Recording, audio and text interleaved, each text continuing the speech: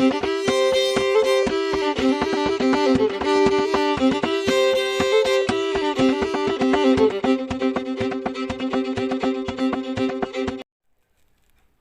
everyone, Paul from Model Boat Builders.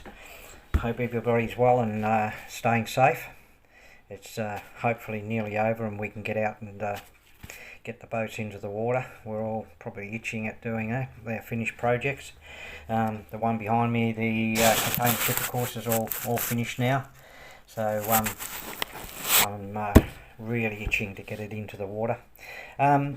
Just to keep you up to date, I changed my method, and I think I changed, as I told you in the last vlog, that I'm doing now the Emmylou.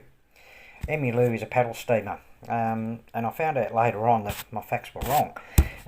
This Emmylou was actually built in about 1982.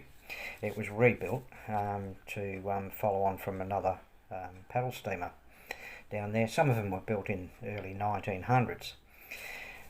Saying that, when I looked into the facts of it, it's a steel hull, which is very unusual for a paddle steamer on the Echuca River, on the Murray. So what I've done is that I've done the hull. I've done a like I've said before, even with this ship here, I always do a double hull. It's just the way I do it. I don't know why, but I just like to have a double hull as security reasons. For water leakage and everything else. But I did the hull in a solid ply, and then I planked it. And the reason I planked it is because I had my facts wrong, so I do apologise. I originally was going to do the pencil, one of the other paddle steamers, and because when they built those paddle steamers on the Murray River, they used to use the red gum, which the whole area, if you know the Echuca area in Victoria, Australia, the red gum, which just grows plentiful along the river. So of course they used all the red gum, and they used to plank it. So they do their hulls and everything else in the plank. So silly me, took it on myself, that didn't know that the Emmylou was a solid steel hull.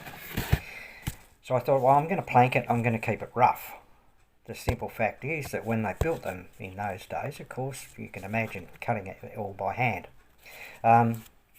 So I've done that, and I've got the hull just sitting here now.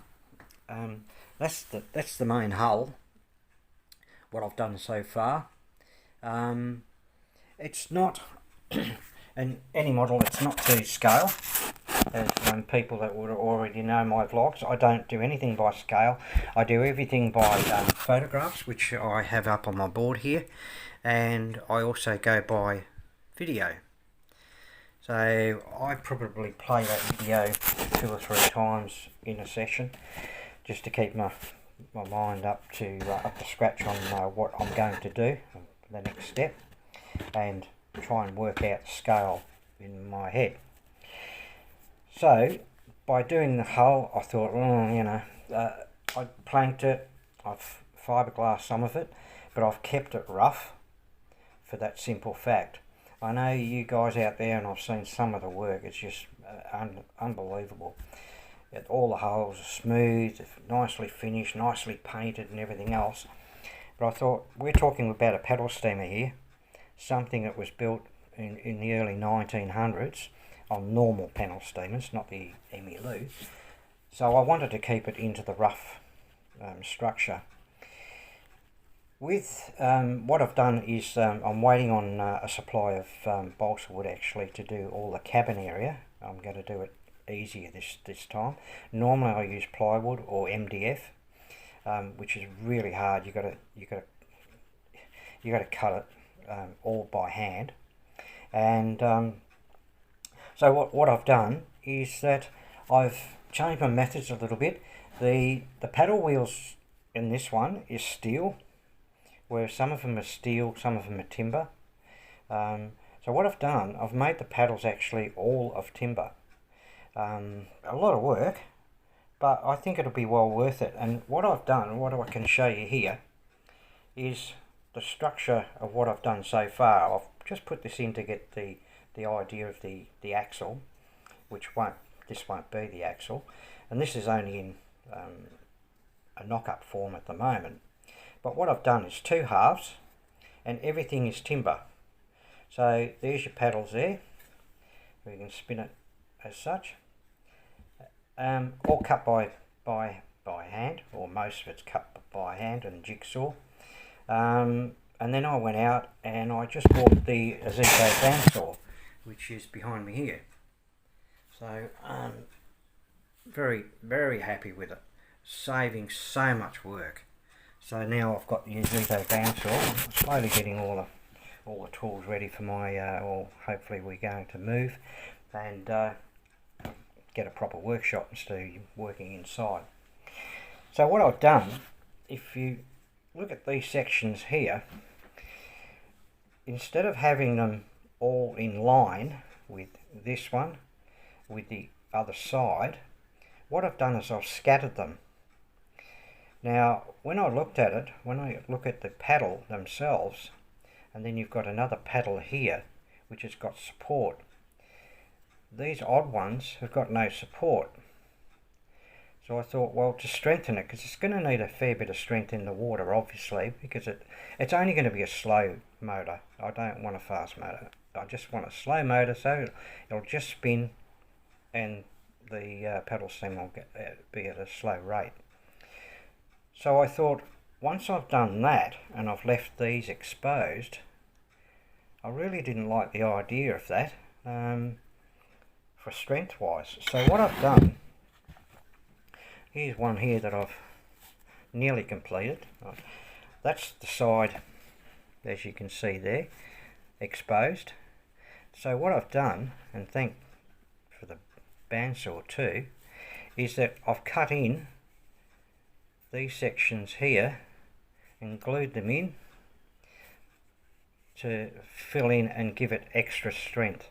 So as you can see now, it's got a full rotation, everything is covered, and the same again, that's the paddle wheel. Whether it works or not, I don't know. I'll just keep my fingers crossed. But I was going to make it out of steel, and I thought, well, you got to start welding and soldering and messing around with wire and getting the right shape. But by doing it this way, I think that should work. And it is concealed. The only part that you see of obviously of the paddle is probably about that, and that's all.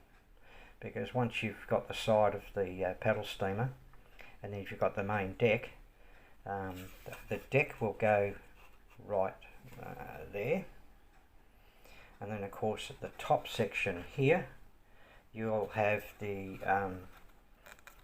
main structure, so it's completely covered. By the time it goes back into the water, you'll only see about that much. So it's not really a decorative thing, but I'm pretty sure it should work.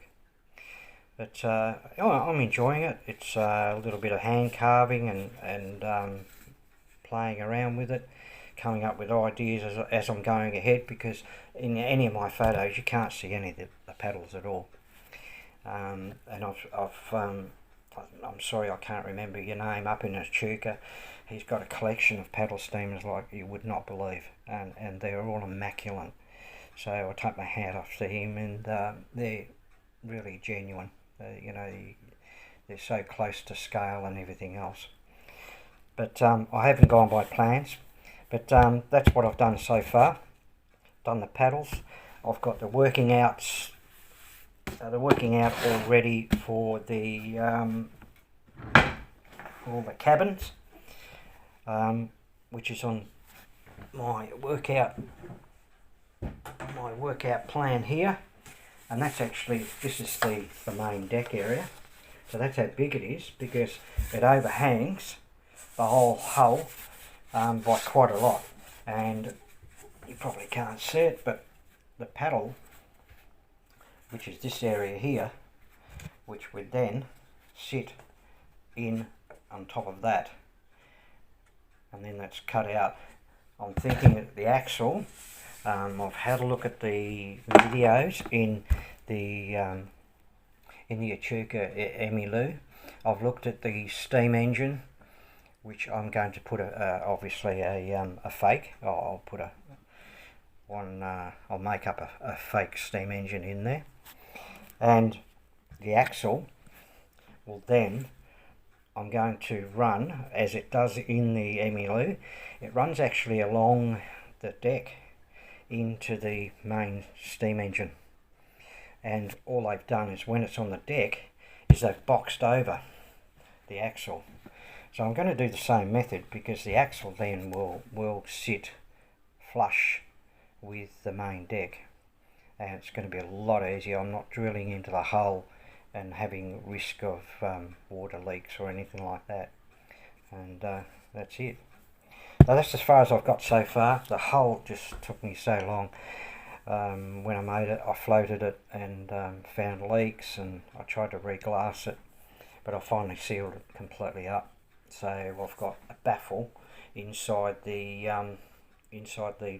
from the plank area to the other hull, the false hull. So it's it gives it a little bit of buoyancy as well, because it's very heavy.